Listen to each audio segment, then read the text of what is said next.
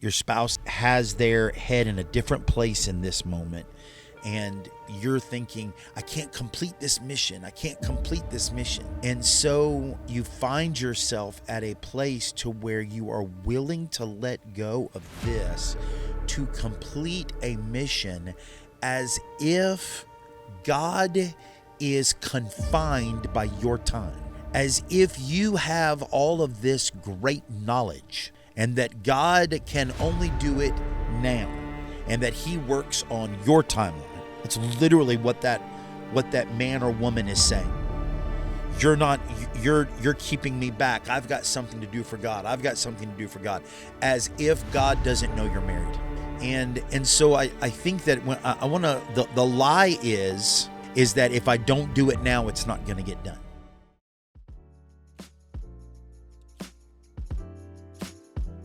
Hey everyone, so great to have you guys today. Welcome. Have them where? Where are you having them at? Wherever they're watching. Got it. I'm having them where they're watching. Got it. My name is Wayne Lee. And I'm Jennifer Lee. And this is the Uncharted Journey. Okay, now you just did it simply just because I was going to do it. I thought we were doing it together. Oh, did you like that? Yeah. Okay. We'll do that from now on. Welcome, everyone. Welcome to the Uncharted Journey with Wayne and Jennifer Lee. Who are you? From Jasper, Alabama. That's what I'm talking about right there. The Storehouse in Jasper and Sound of Alabama. Right. And we are glad to be here today. We're doing a glad you're podcast here. today. Yes. We weren't going to do one, and we kind of threw this one in, so it's good. We have another one in. And then we're going to do one. Now everyone knows. And now, right. And now we're going to do one. The one I'm really excited about is the one we're going to do. We're going to do one from the Fortify Youth Camp. Yeah. It's a camp that Worship Life International has been doing, which is also Wayne and Jennifer Lee. We've been doing this camp for how many years? 25 years? We started in 2004. Wow. So 21 years. 21 years. My math was off. Sorry. It's okay. That's exciting. That is exciting. Yeah, lots of people have gone through. At one time, it was called Worship Leaders Camp. Mm-hmm. Then it was called Worship Life Camp. Mm-hmm. It's probably what it is right now is a Worship Life Camp, and they call it a new theme every There's a new time. theme. This theme this year is Fortify. Fortify. And man, if we've ever needed to fortify what we believe, fortify our faith, fortify the Word of God in our lives, right, and our identity, it's today. So we're gonna do a podcast with some of the generations. Yeah, it's gonna be that wonderful. are there. I'm excited about that. We've never done that before. So no, I'm hoping to get Cade Wagner on. Oh yeah. I'd love to know what he's. Yeah, we have campers coming all the way from Texas and all over the Southeast, so we're excited about it. From all over the United States. Yes. Okay. Well, we are just coming off of a little family getaway. Yes. And 16 of us, 7 of those right being children 7 and under. Right. And just an exciting time with our children, our grandchildren. Yeah. And when we go away, we have 8 adults and 7 children. Our middle one on the way. Our middle daughter's about to have a child, mm-hmm. which means one more child and we're outnumbered. Even. One more child after this one and we're outnumbered. Oh, yeah. And don't you think we'll get at least one more grandbaby, if not 2 more? I feel like there will be at least 1 more. Possibly 2. Then we're going to be outnumbered. Possibly 3. Wow. What a blessing, right? Oh, it's a huge blessing. What a blessing. It's We're a huge so blessing. And I think that literally leads into our topic today that you and I really wanted to talk about. But I think that is what I've gotten out of our time away, because it's not a vacation, it's a getaway. It's a family getaway. It's an investment. You Yep. know, it's an investment of time, of energy, of finances. But we really feel that our children and grandchildren, our family, is worth the investment. We don't necessarily do this to get away and relax. It's our time to make the investment into the future. Yes.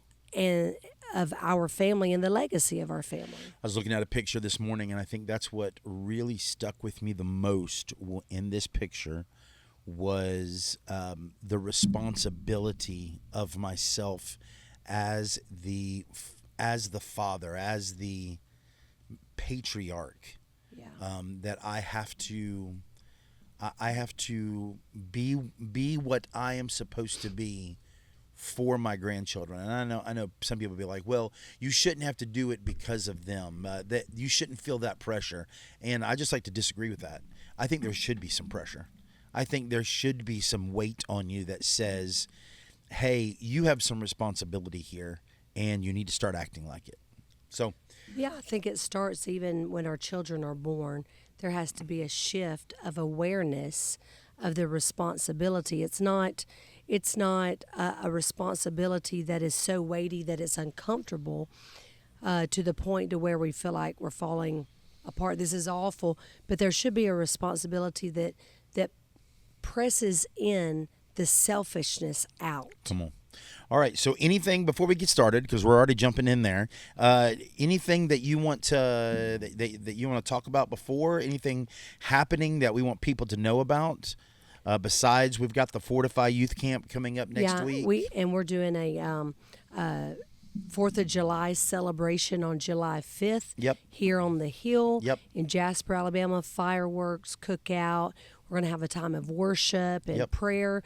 If you're in the area and want to come join us, we would love to have you come join us. It's going to start at 5:30, and the festivities will be after the service.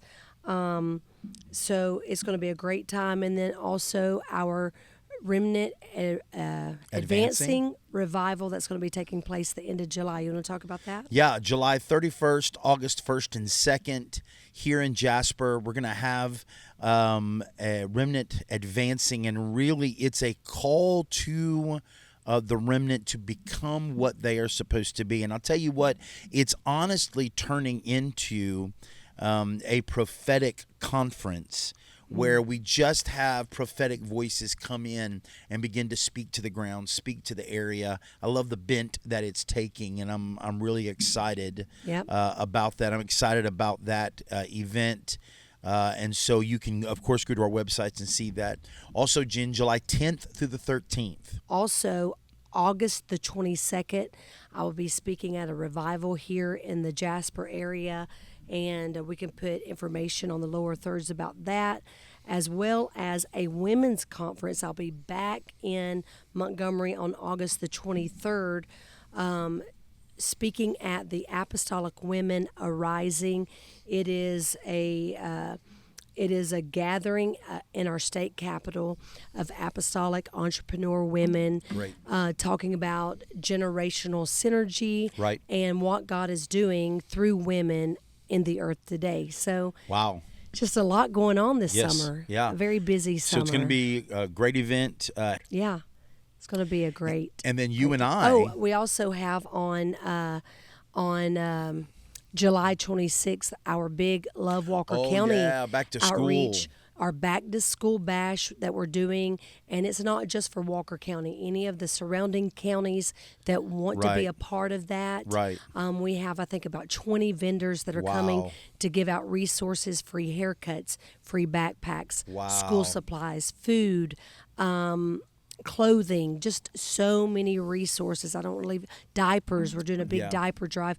So there are a lot of resources. We also will have different worship teams coming in and participating in that. It's going to be a great time. Great. So, and it's going to be at the courthouse downtown Jasper. So you can find all of those events on storehousejasper.com. That's storehousejasper.com. And then for anything dealing with the sound, you can find that at soundofalabama.org. Soundofalabama.org. Both of those should be lower thirds underneath me as I'm talking about them. And then I am hoping, Wayne. Yes. And I'm just going to put it out here. What are you somewhat? What are you putting out, babe? The Lord moved on the friends of ours a couple of months ago. That's right. they reached out and said, hey, the Lord wants us to send you guys to Malta. Right. Now, we don't have time to go into the whole thing of Malta. No, because it would take a while. It would take a while, and I would love to do that sometime. Maybe but just before we go to Malta. That'd be good.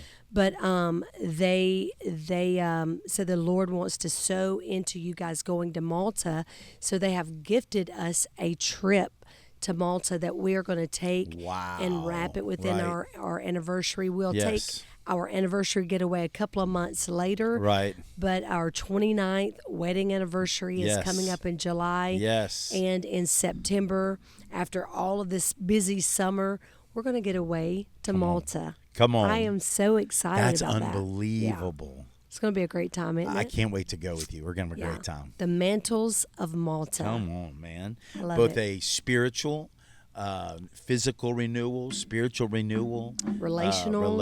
It's just going to be we're just so blessed. I'm thankful. Yes. So thankful to the Lord for his continued blessings. Isn't he good? He is so good all of the time. Yeah.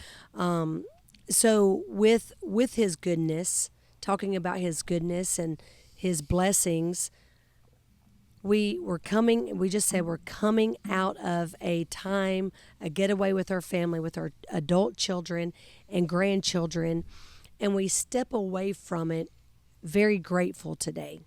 Very grateful and very retrospective.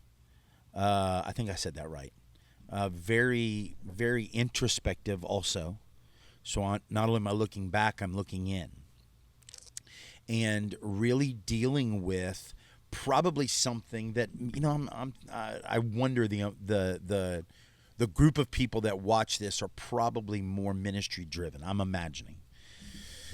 And one of the thoughts that they'll have and one of the situations that they'll have, and I think you and I can be honest in this kind of situation, is how do I do the mission that God has called me to do? Yes.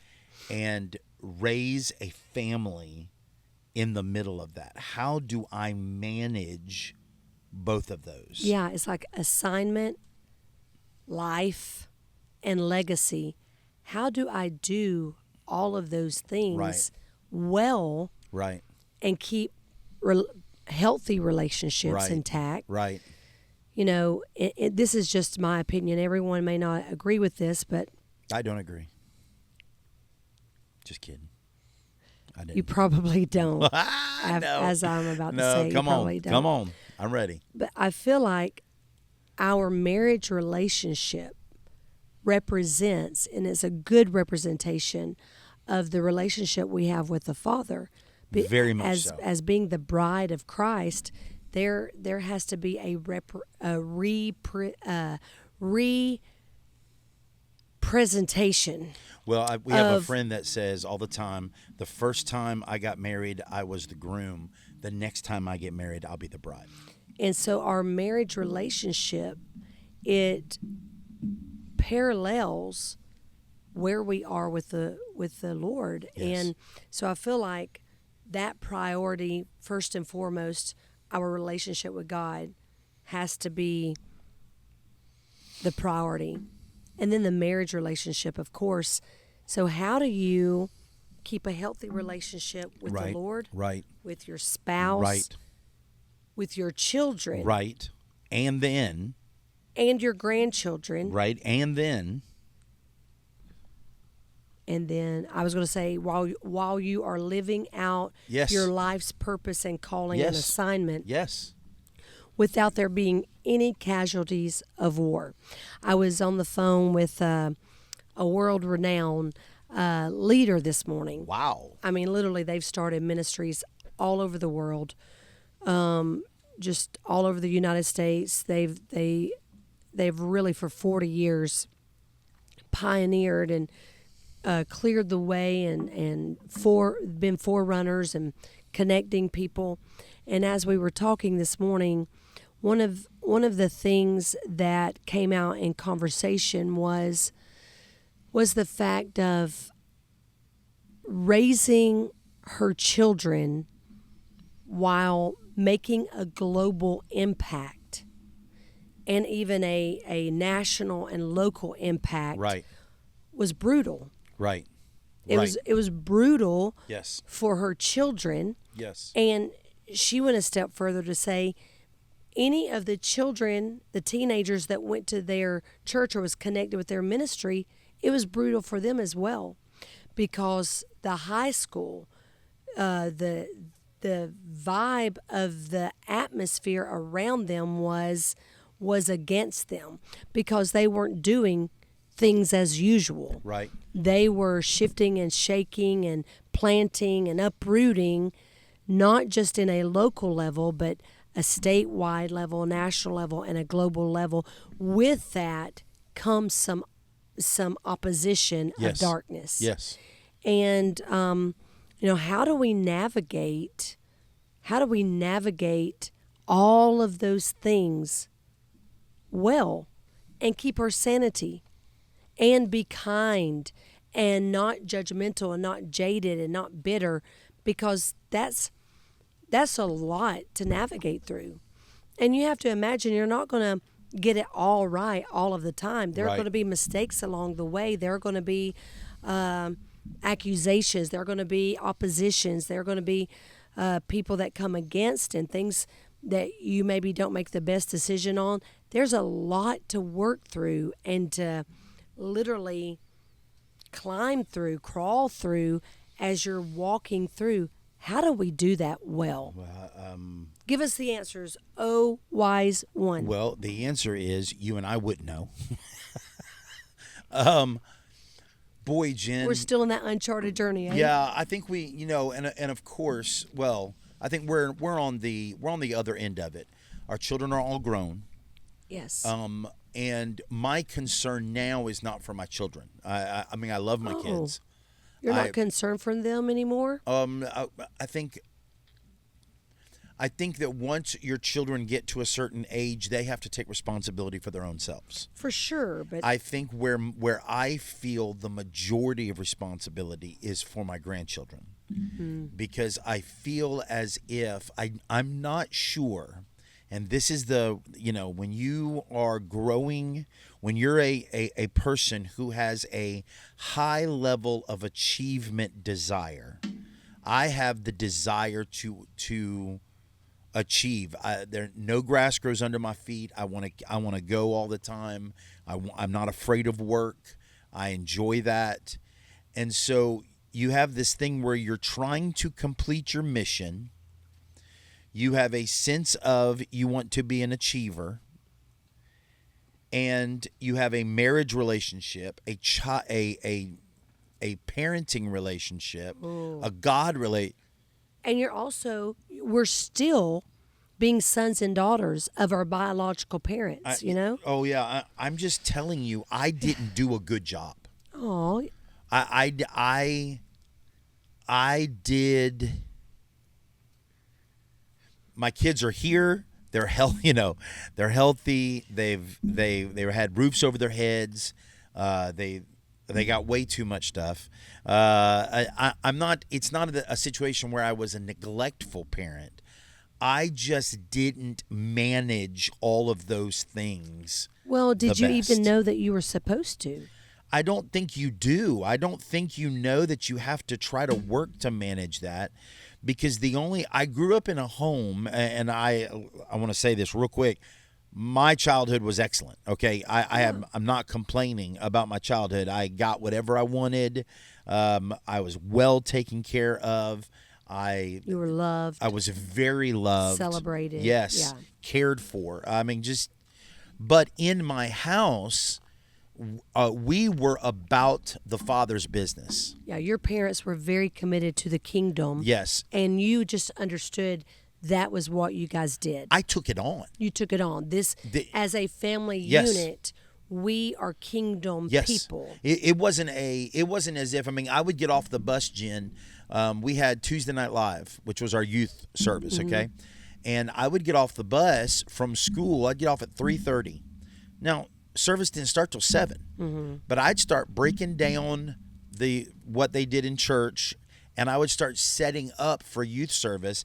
I'd probably spend 2 or 3 hours in there before service even started. And because I had this mandate that I got from watching my mom and dad. I think there is a major difference between having one child and doing that and having 3 children.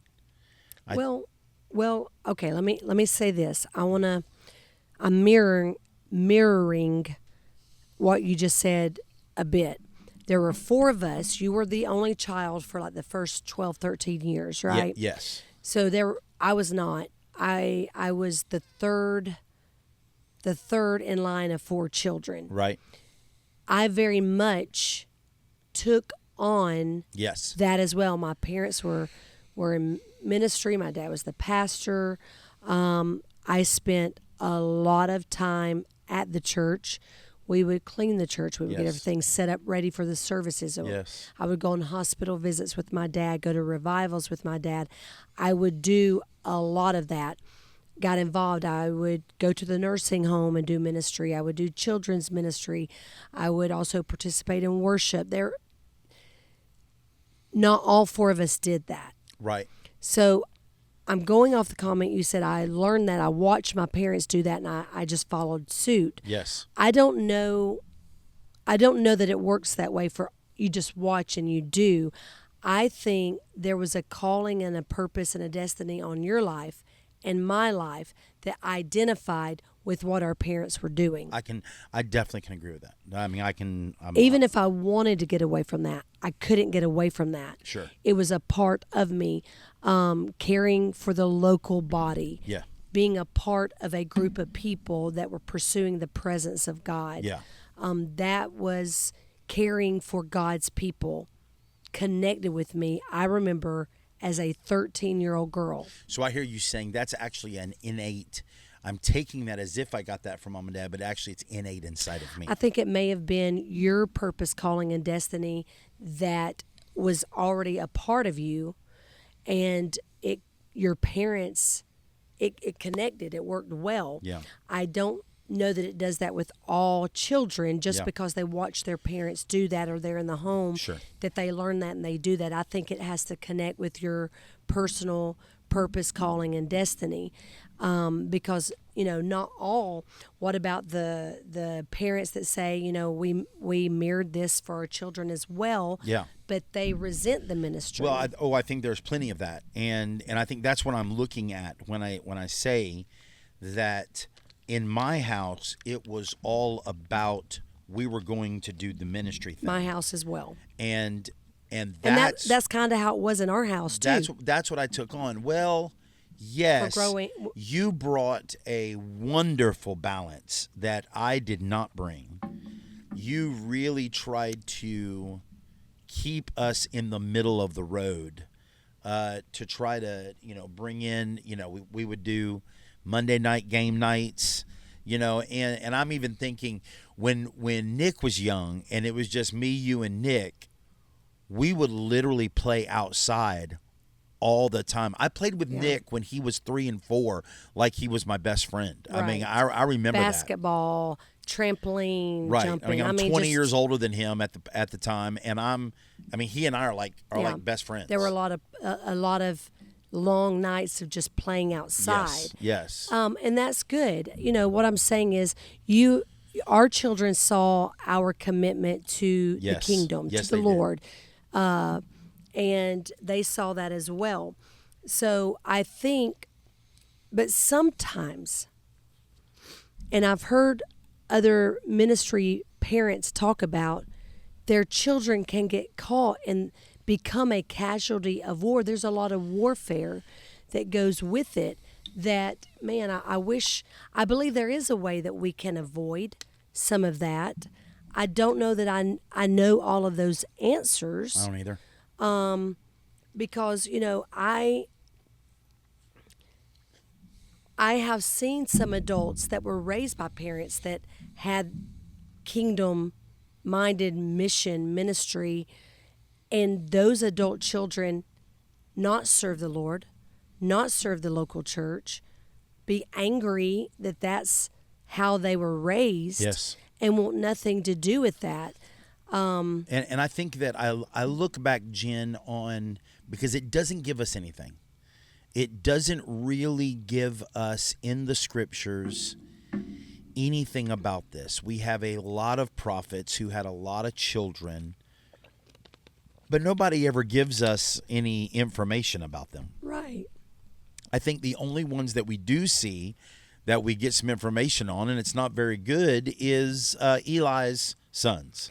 Yeah, we see that. Phineas that doesn't, and Ferb. And that doesn't fare very well. No. I wish that because Isaiah, as a prophet, is married to a prophetess. Yes. That's what the Bible says. Right. I would love to know a little bit more about the dynamic of how they navigated through that. And they had a child together. Yeah, how do they navigate through that? And those children were given names based upon the seasons of life they were in. Yeah, what Israel was going through at the time. I mean, that is the craziest thing. Yes. The children were actually a Prophetic. prophetic sign. Yes.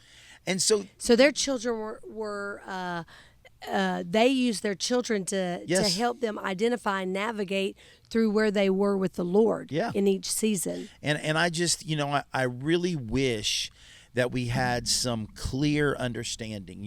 It doesn't say, but Paul, if he was in the Sanhedrin, he would have had to have been married. It does seem he would have been married and had children. And so we don't ever hear any of them. We don't ever get any of that in Scripture. Could that have been a part of the thorn in his flesh? I don't know. I think it is very.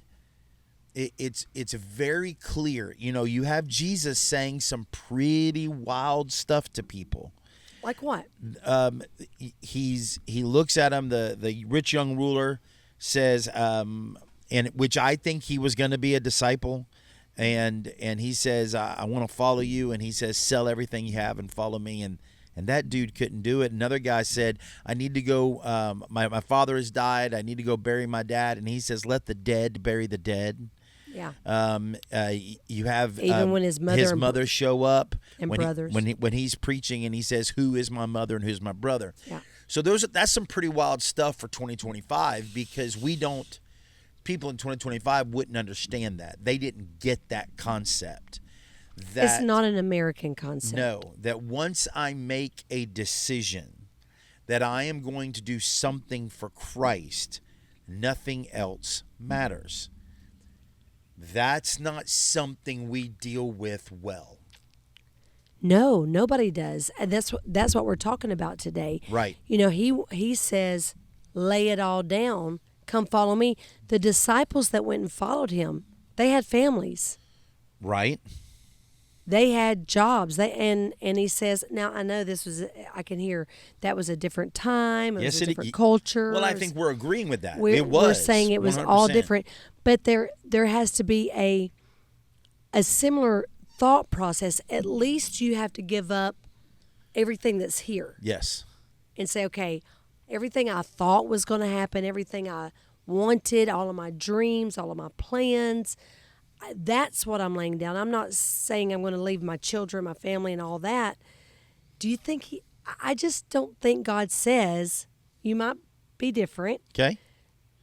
I've heard people say this before. The Lord's released me from my marriage and my job, and now I can go do this. I don't know that that's the Lord. I don't know that He releases us from a covenant that we have made. I don't. The job is a whole nother deal. I think that jobs come and go. But I mean, not to work at all. Some people say the Lord doesn't want me to work at all. Well, I think Scripture is pretty clear on that, Jim, when it said a man is worth their hire.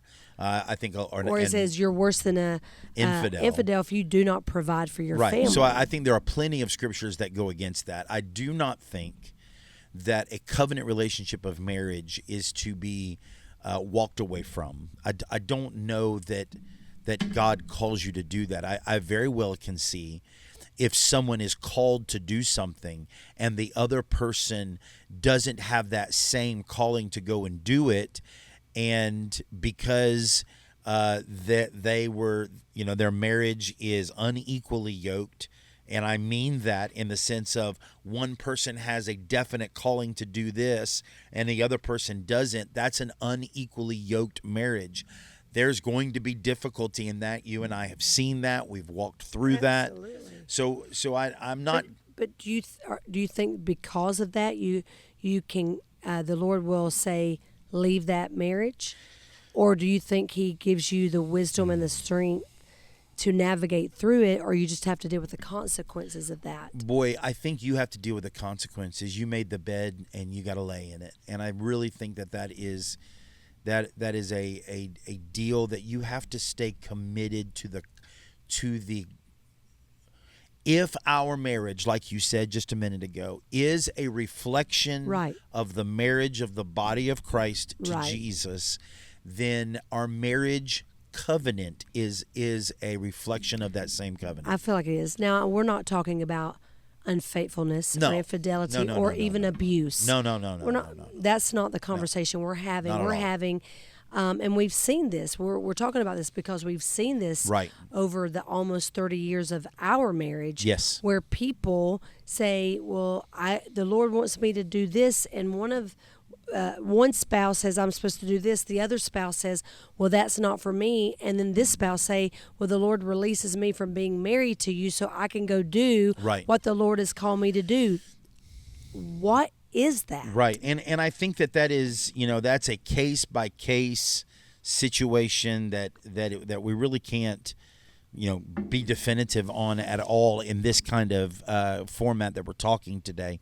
But I do think that the Lord was clear with his disciples. Your earthly relationships are second to the mission that I have for your lives. I just don't see how you can look at that any different. I agree with you, but it's so difficult to navigate in America in 2025. And I'm not even saying that he's saying that for us. I'm saying that it looks like for his disciples, for the 12. Well, are we a part of his disciples? I'm gonna let people take how they want to. I'm saying that because the last thing that I want to say is I think that all of us should worry about our kingdom responsibility over our earthly relationships, because that's just going to get me crucified. Oh yeah. And do I think that? 100%. If you had to choose, yes, between your God assignment, yes, and our marriage. Oh, that's a whole different thing. No. I'm asking you. I want to go back to what I said. I think that there is a case by case, but for me, wow, that's a cop out. No, for me, that's a generic answer. It's not. I'm telling you, it's case by case. Yes, because like for me right now, yes. I'm telling you in where I'm at right now, if you're not with me, I'm not going, and that's where I'm at right now. I'm not so sure. But maybe not tomorrow. No. I'm not so sure early in our marriage that was. Oh, it definitely wasn't. Right. And I'm you only gave me the nod on one job. The nod, what does that mean? That means when a pitcher is getting ready to pitch and the catcher throws a sign and he goes, "No, that's not the pitch I want." And then the catcher will throw another sign, he'll go, "Yes, that's the pitch I want." And that's called a nod? Well, when you don't take the pitch that the catcher's saying to do, nodding him off. That's saying I'm not going to throw that pitch. There's only one place in our marriage that you said we're not doing that. And I think you were wrong. And that we should have done it. But I recognized my responsibility in the moment. And when I looked at that in comparison to another, it wasn't really going to make a difference where I went. I was still fulfilling the mission of God on my life. So early on, I don't know if I would have said that. But today I am saying that if you don't go with me, I don't go. Now, I think there's a lot of reasons for that. First of all, I have grown up. I coming into our marriage, I was highly immature and highly selfish. You have beautifully said to me, I really thought I was a narcissist. And you have said to me, Wayne, you keep saying to me all the time, Wayne, if you have the ability to self-reflect and see the wrong places of your life, that pretty much means you're not a narcissist. But I did have narcissist tendencies. I think that I had learned them. And so I was very selfish. You have loved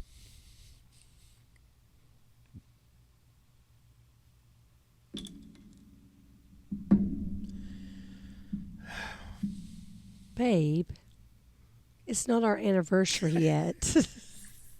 you've loved me through those. And you didn't leave me when you could have. And No. probably should have. No. Yeah. No. Yeah, you should have. No. I was but you didn't. You didn't leave me. You stayed with me and you loved me through those. And I am a better man today because I told you on this trip, I said, my greatest win in life is you. Wow. You're my greatest win. Wow. I don't know how guys that have this desire to I think part of that is your desire to fulfill his mission is just as great as my desire. You have that desire. Now, you had this wonderful ability to keep me connected to the earthly realm, and keep me connected to our children. But I'm yanking and pulling the entire time.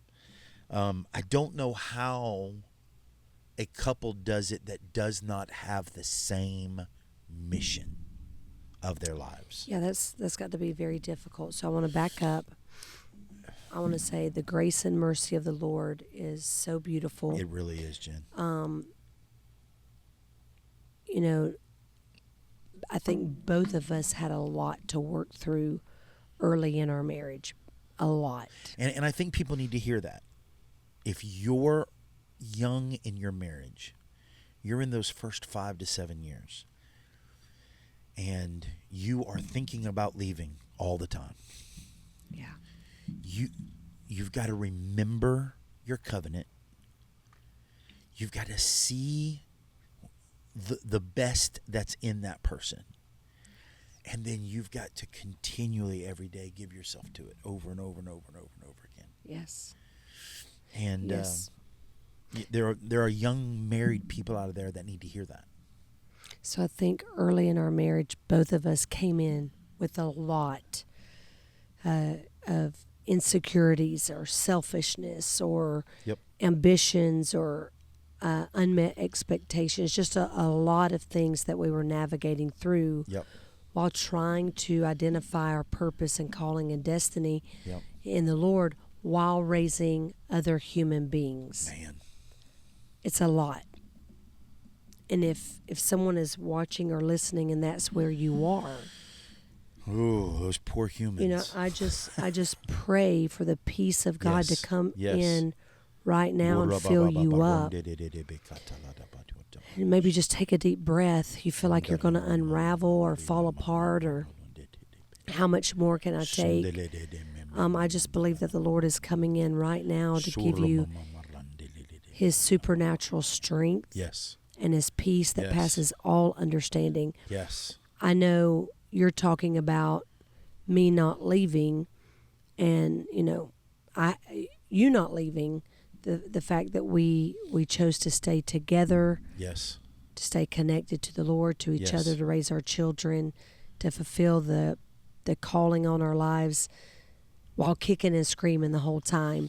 And the only way we make it through that is the grace and the mercy of Jesus and the supernatural power of Holy Spirit. Can I can I bring to light a word that Satan continually tells those? Continually what? Continually tells those that are maybe in a situation where you feel like you've got a mission and you're going to complete that mission and your wife is holding you back from that. And we're in the middle of this whole conversation about that, and how do I want to honor them, but could we say spouse instead of wife? Yeah. Oh yeah. Sure. Because it 100%. Might be the other way around. 100%. Thank you so much. Your spouse is that's my misogyny showing up. Your spouse is has their head in a different place in this moment, and you're thinking, I can't complete this mission. And so you find yourself at a place to where you are willing to let go of this to complete a mission, as if God is confined by your time. As if you have all of this great knowledge and that God can only do it now and that he works on your timeline. It's literally what that man or woman is saying. You're keeping me back. I've got something to do for God. As if God doesn't know you're married. And so I think that when I want to, the lie is that if I don't do it now, it's not going to get done. Or the thought that it can only be done through you. Yeah. Yes. God wants us to be faithful to those marriage vows that we said, for better, for worse. Richer, poor, sickness, and in health, until death do us part. Yeah. I am going to be with you in the good and in the bad. Yes. When everything is going wonderful or it feels like it's falling apart, I'm your person and you're my person. To actually walk that out. Yes. That's a whole nother thing. And people think just because a married couple's in ministry that they never have any marriage problems, or that they're not doing everything they can to stay married. Yes.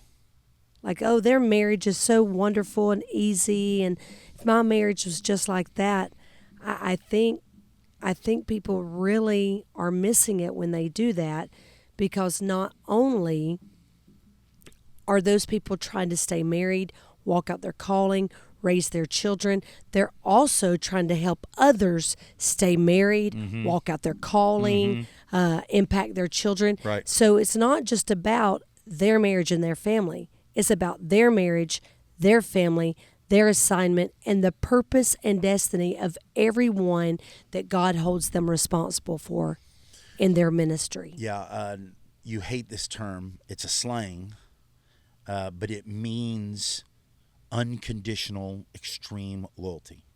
Okay? What is the word? Ride or die. I don't hate it. I just didn't understand it. I asked you to explain it. I didn't know what it meant. It's a slang. You're my ride or die. I didn't know what that meant. Right. I am loyal to you all the way till the end. Ride or die.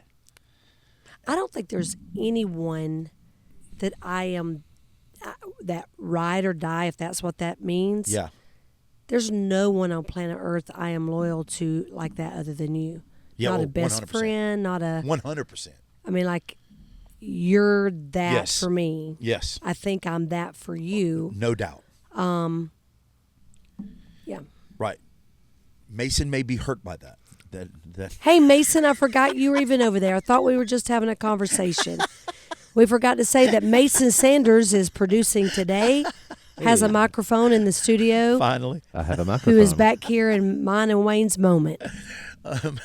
But I'm with you. All right, so now let's move to the children, okay? Because as we're talking about this, now you move to the kids in that relationship. Yep. And you have to get through, parenting types and parenting skills. You are an excellent parent. I come in a close last place. Not true. I think for us the difficulty was there was a right way, or there was a way that you wanted to do it. Yeah. There was a way that, and we're talking about parenting, a way you thought parenting should go. Right. a way that I thought parenting should go, and a way that we were both parented. I believe that. And then the way that our children needed to be parented, they're all very different. Very different. I believe that children should be seen and not heard. That's my understanding of parenting. You still feel that way? No, I don't. Not for my grandkids. Yeah, there are. So you add that element in, just navigating how are we going to parent? Yes. How do we not step on each other's toes? Right. How do we honor each other? How do we honor each other? How do we, and I don't know that either one of us did the best job of that. No, I think you did a much better job. I did not. But as I look at it now, so I am simply speaking, I am not speaking from a place of look what I did and how good it was. Do you have a lot of dad regret? Oh my gosh. I have tons Jen, of mom regret. I've got so much dad regret. And dad guilt, mom guilt. Oh my gosh. This is a real so thing. Much this is a real thing. You look back and you go, man, I should have done that differently. Yes. Coulda, shoulda, woulda. Again, this is a shoulda, woulda, coulda. If I could start parenting today. Yes.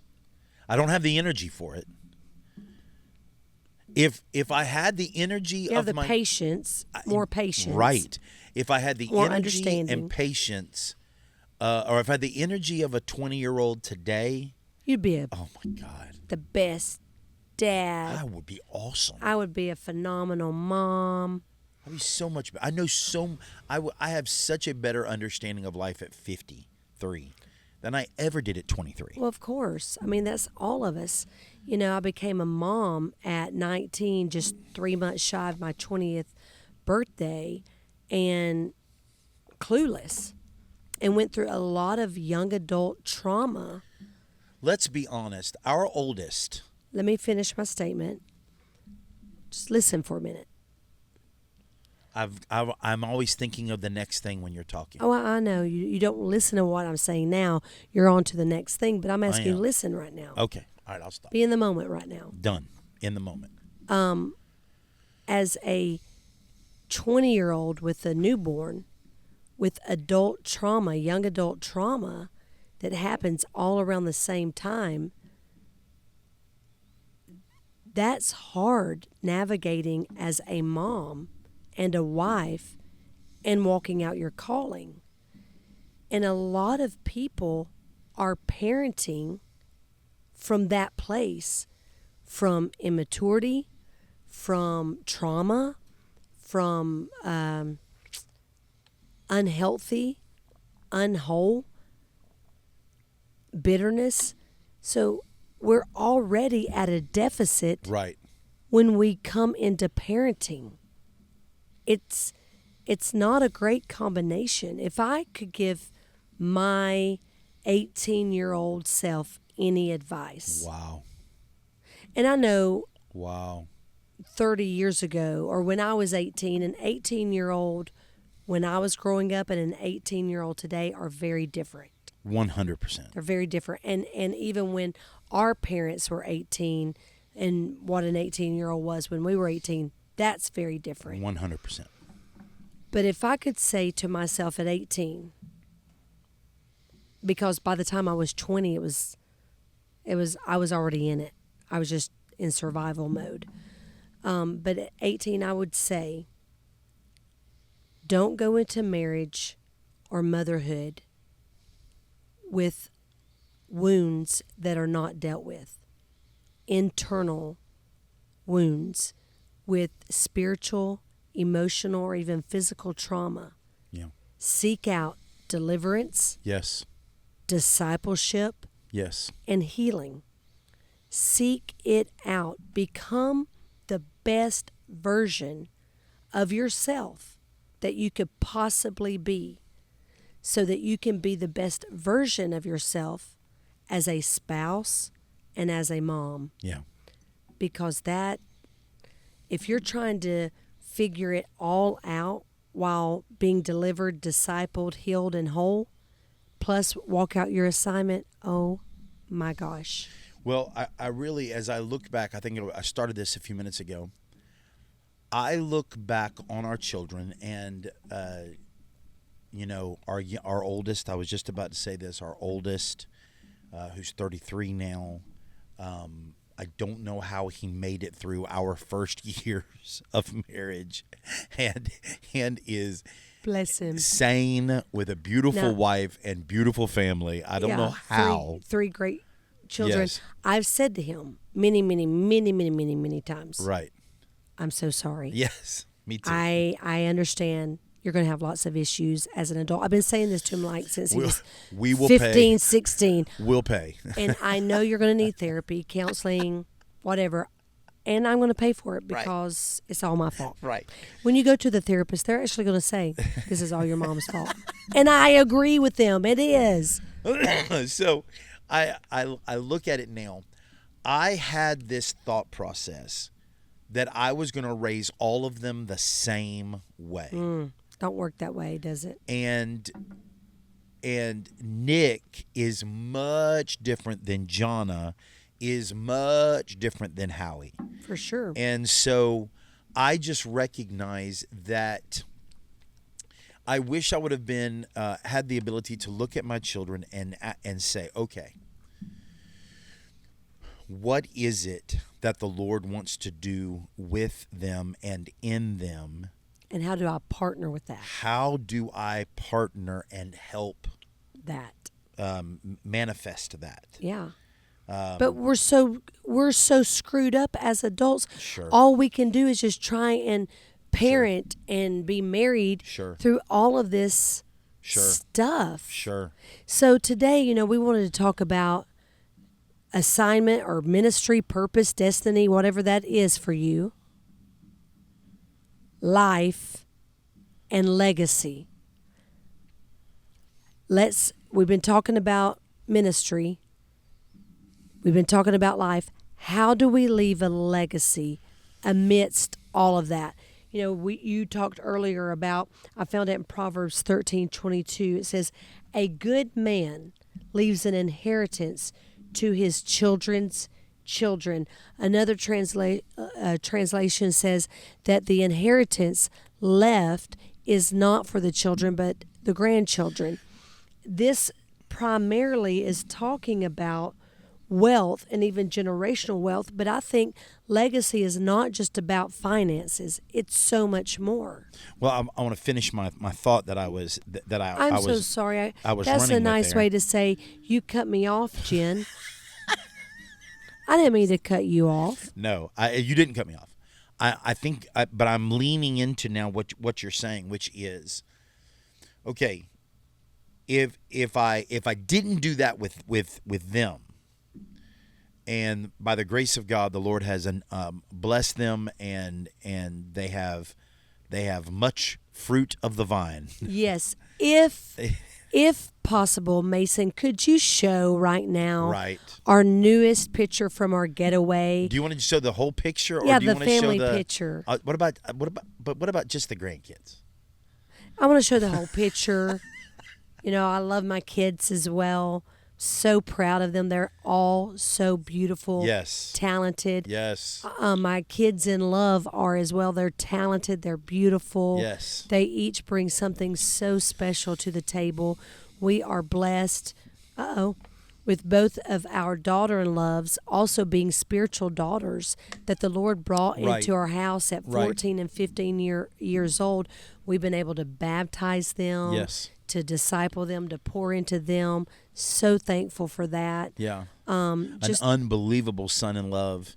They're awesome. That takes care of his family. I mean, our children are great, and their spouses are beautiful. Are wonderful. But what I love about them most. But our sugar babies are the best. Is the fruit of their vine. Yeah.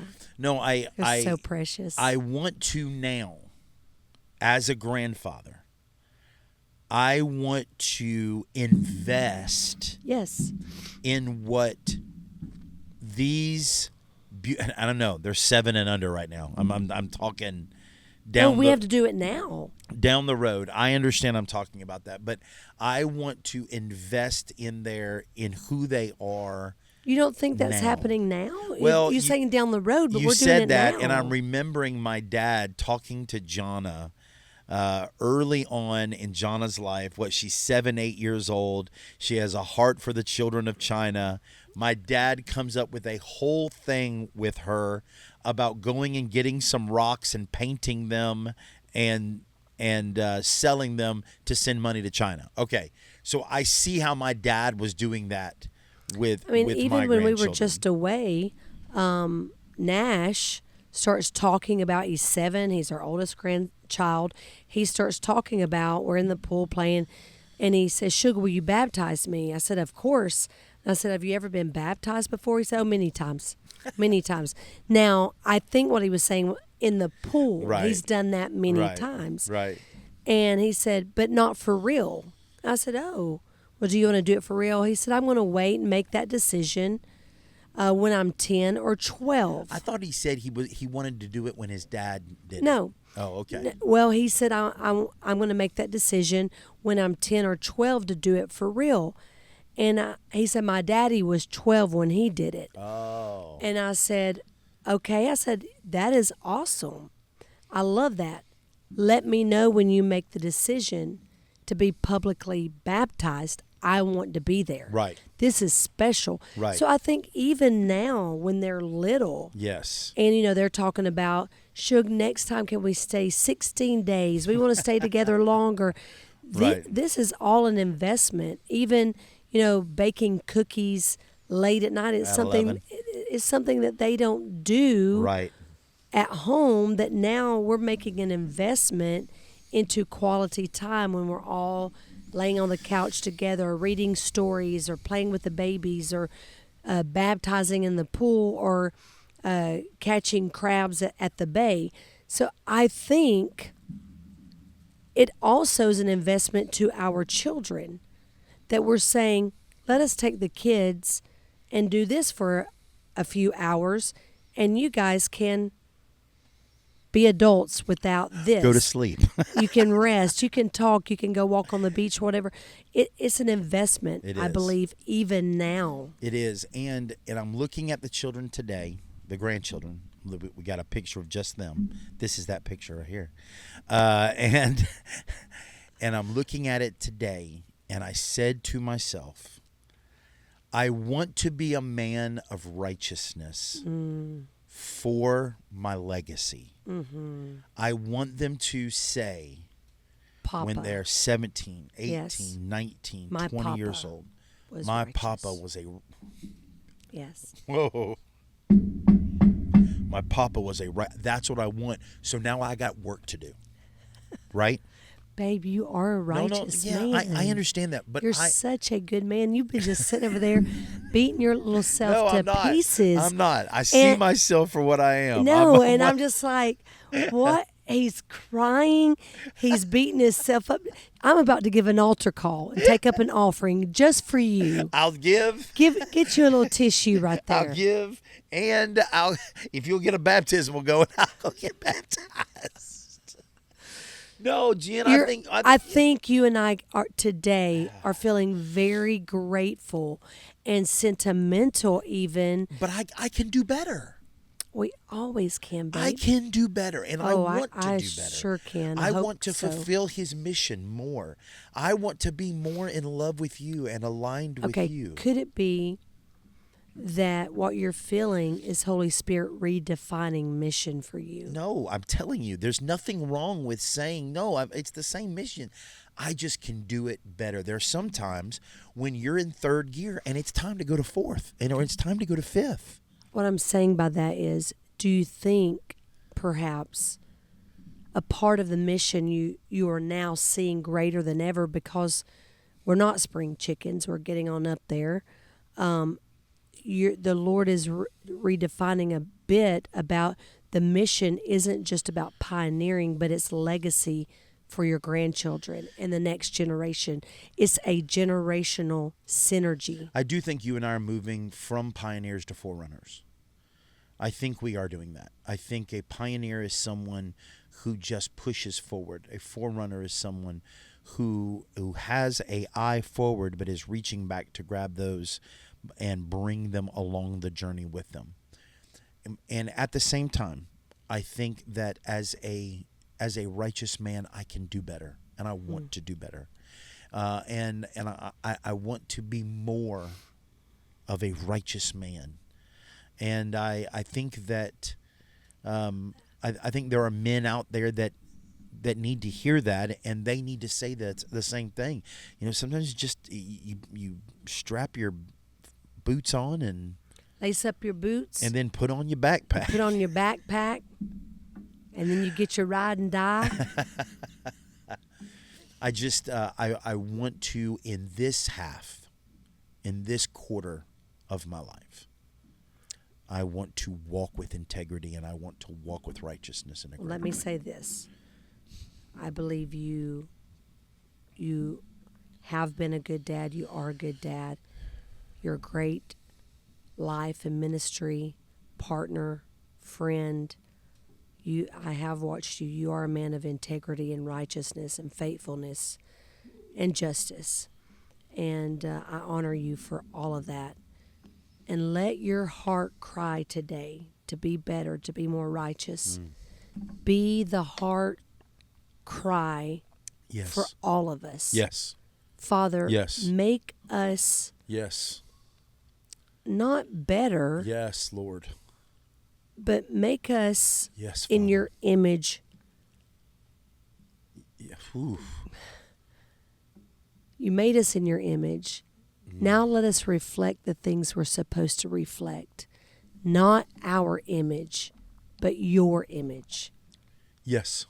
And as I was praying that, there was a shift, an instant shift where I'm seeing we spend a majority of our lives trying to reflect us when he didn't make us in this image. He made us in his image. In his image. So our heart cry should be, let us reflect who you are more clearly. It really is the less of me, more of you. It's not that I no longer exist. Right. It's I only exist to reflect who you are. Right. Not all of my stuff. Right.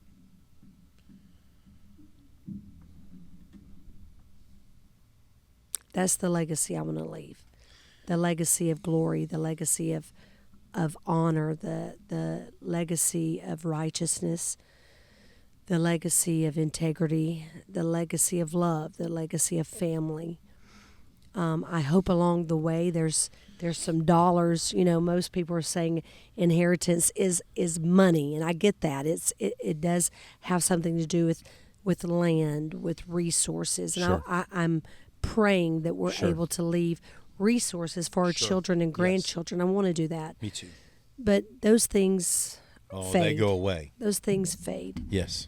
And what I want more than anything is for them to know Christ and to go 100%. into the millennial kingdom reign with us. Absolutely. That's what I want. Absolutely. So if that's you today, you're watching and you say, I want to reflect the glory of God and leave that legacy for my family, we're praying for you. And we're believing that we all are going to be everything that Father God has called, equipped, and ordained for us to be. Yes. But most importantly, that we are reflecting his image to each other, to our spouses, to our children, to those that are around us, that we can be that. And there are fathers that are listening to this who have struggled with the same things that I'm struggling with and have struggled with. And you today would be literally mirroring and echoing the words that I'm saying today. And I just want to prophesy to you that you have the ability to become everything that God has called you to become. Yes. You are not stuck. You are not alone. You are not at the end. I rebuke the spirit of suicide that would want to come in and say to you that your children would be better off without you. That is a lie of Yes, it darkness meant to Yes, it is. snuff you out and the ministry and mission of your life, and to Yes. snuff and hinder the ministry and mission of your children's lives. Yes. And I want to say to you that you have the ability to come back. Yes. You have the ability to redo. You've got the ability to turn it around and to begin the process of being the parent and being the father that you want to be and that you feel like God has called you to be. And the spouse. And the spouse. Yeah. Wow. Let it be so in Jesus' name. Now that's heavy. That's heavy. I don't want to end with such a heaviness. I don't think there's anything wrong. I think it needs to sit on some people. Yeah. I think they need to recognize that, and they need to see that. You know, my mission is important. What God has called me to do is important. Mm-hmm. My covenant relationship with my spouse is important. Mm-hmm. Raising my children under the admonition of God is important. And then having a legacy is important. Yeah. But if I think that all of those are going to look just one way, then I negate the greatness of who God is and the multiplicity of things that God can do with his children and with people. And my responsibility is to nurture what God wants to do. Yeah. Not force what I want. A lot of people, Wayne, their assignment, their purpose, their calling is their family. Yeah. They're not separate. Yeah. They're all the same, and I see that, I recognize that, and that's beautiful. A lot of people would even argue and say that's everyone's Yes, they would. assignment. You know, and I don't want, I'm not the creator nor the judge of everyone's assignment. Right. I can just say we all have to walk that out with the Lord, figure that out. And I think that's the key, Jen. I think I'm sitting here and I'm literally hearing in the atmosphere, y'all have not really told us anything. You've not given us a 1, 2, 3, 4, 5. This is how you do it. And I think this is how we do it. We don't know how we do it. We're saying you have to work that out with the Lord. Right. There is no one size fits all. One size fits all. It isn't. And if I try and model my marriage, my ministry, my family from someone else, I think there are examples. We can follow examples. Sure. We can look and go, wow, that's a good example to follow.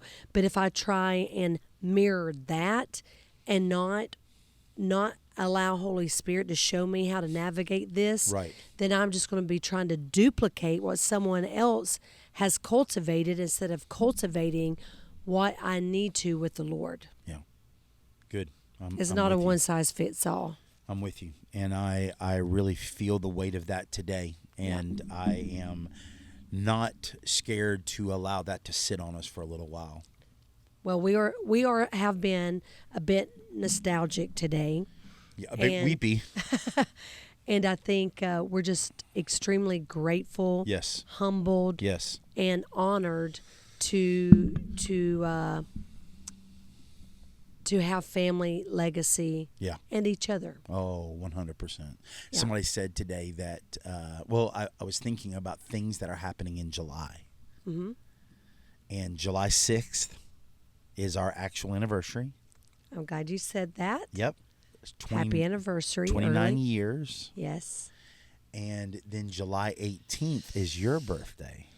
We don't have to talk about that now. And somebody said it today, and I agree, you age backwards. Aw.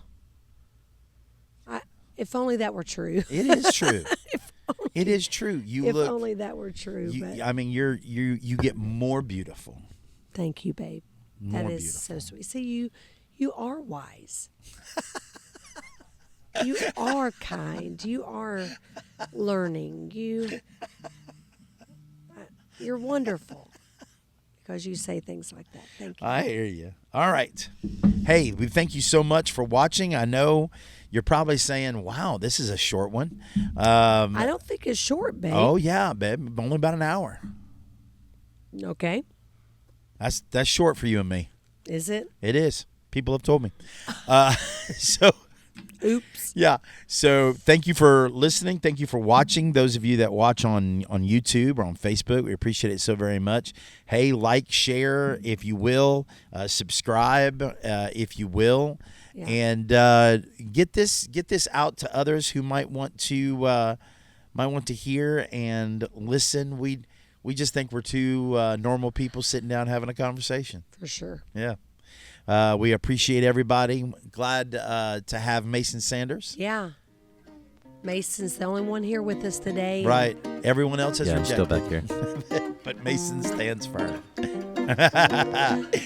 So God bless everybody. Bye-bye.